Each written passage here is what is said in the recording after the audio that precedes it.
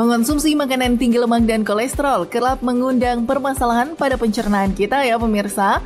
Kurangnya sarapan pada makanan yang kita konsumsi membuat tubuh sulit untuk mencerna makanan. Namun perlu Anda ketahui ada makanan super yang bisa melancarkan pencernaan Anda loh.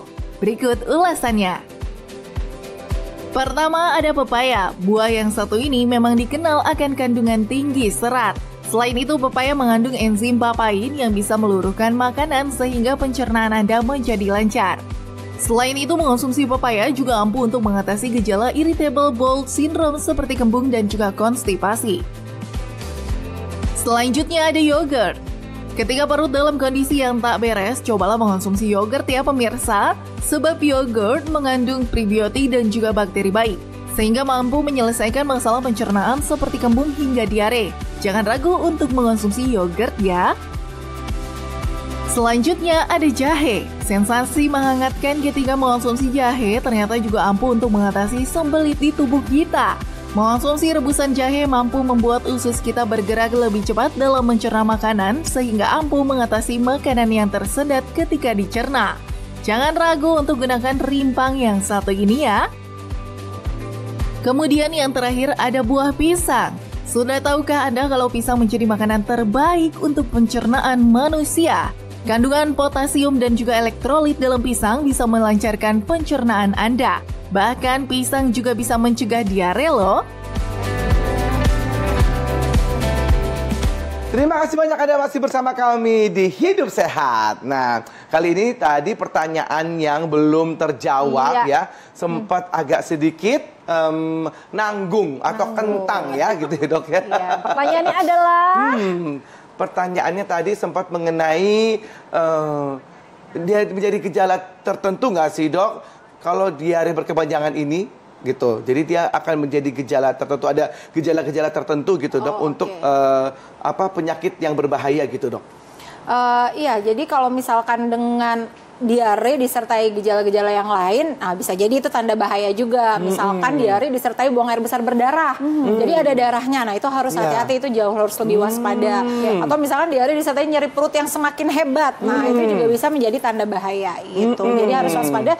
Jangan-jangan memang ada penyakit lain yang jauh lebih berbahaya gitu, misalkan tumor atau radang usus dan sebagainya. Gitu. Berarti kalau misalkan bukan hanya diare saja, itu harus waspada dan dikonsultasikan ke dokter ya. Betul, harus. Karena udah berkepanjangan juga kan. Iya, betul sekali. Ini lalu ada fakta mitos berikutnya nih dokter. Diare yang disertai, diare berkepanjangan ya, yang disertai dengan perasaan sembelit, terus kembung, terus juga sampai nyeri punggung, sampai nafsu makan menurun, sampai ada dada terasa panas. Ini katanya merupakan ciri-ciri dari penyakit sindrom usus besar. Ini fakta atau mitos? Itu ya bisa ya dibilang fakta deh gitu ya. Karena ada benernya ada enggak, jadi setengah-setengah. Jadi kalau sindrom usus besar atau disebutnya berarti irritable bowel syndrome ya. Nah itu biasanya memang gejalanya tuh bisa bercampur-campur, bisa mix, bisa ada diarenya, terus kadang-kadang bisa ada sembelitnya, terus ya itu disertai nyeri perut, kram. Kadang-kadang disertai nyeri mual, dada panas, biasanya kan asam lambungnya juga ikut naik. Jadi itu bisa salah satu gejala memang dari sindrom usus besar. Tapi apakah itu saja yang menyebabkan, apakah hanya sindrom usus besar saja yang menyebabkan gejala seperti itu? Nah, belum tentu. Karena penyakit yang lain, diare, kadang-kadang gejalanya suka bisa mirip-mirip gitu, tapi ternyata penyebabnya berbeda. Begitu itu ya, yang harus dok, diwaspadai. Nah ini kalau gitu. Kalau sindrom usus besar ini bahaya nggak dok? Sebenarnya kalau sindrom usus besar bukan peradangan usus besar, bisa dibilang bukan bahaya, nggak bahaya gimana ya, karena berarti sebenarnya organnya tuh tidak ada masalah yang berat. Tapi biasanya dia lebih terganggu secara psikologis gitu. Jadi biasanya stres berat gitu pasien, atau capek atau ada pikiran apa sehingga menyebabkan gangguan saluran cerna.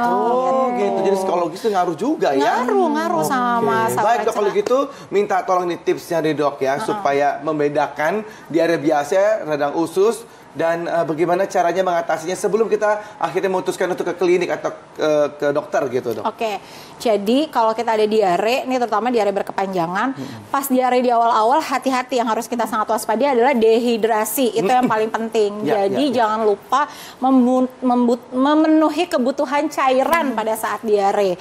Kemudian boleh sih mengkonsumsi obat-obatan sementara ya, yang bisa menyebabkan pengerasan tinja atau pemadatan tinja, tapi kalau sudah berkepanjangan sampai 2 minggu ya harus segera gitu, dan harus waspada karena disertai gejala bahaya yang lain seperti tadi saya sampaikan, berdarah, nyeri perut yang semakin hebat, penurunan berat badan. Nah, itu udah harus waspada dan harus segera periksa ke dokter dan konsultasi ke dokter untuk pemeriksaan lebih lanjut. Baik. Nah, kalau untuk mencegahnya ini nggak kalah penting juga ya, Dok ya. Mencegah diare ini bagaimana, Dok? Mencegah tentunya satu higienitas yang paling penting. Ya, Dok, higienitas kita makan, cuci tangan dan sebagainya, apa yang kita makan, apa yang kita konsumsi.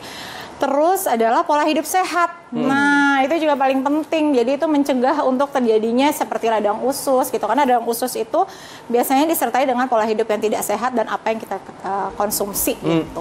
Jadi itu mungkin apa? Kurangin goreng-gorengan gitu, Dok. Betul. Yang banyak lemak-lemaknya kayak bekti, banyakin seratnya. Sayur, buah itu banyakin. Jadi jangan yang terus digoreng-goreng, terus terlalu banyak daging merah, terus sebenarnya juga nggak boleh Kak Bekti. Jadi secukupnya aja ya, Dok ya. Kurangin steak-steakan tuh ya. Yang lagi hits sekarang Kak. Iya betul.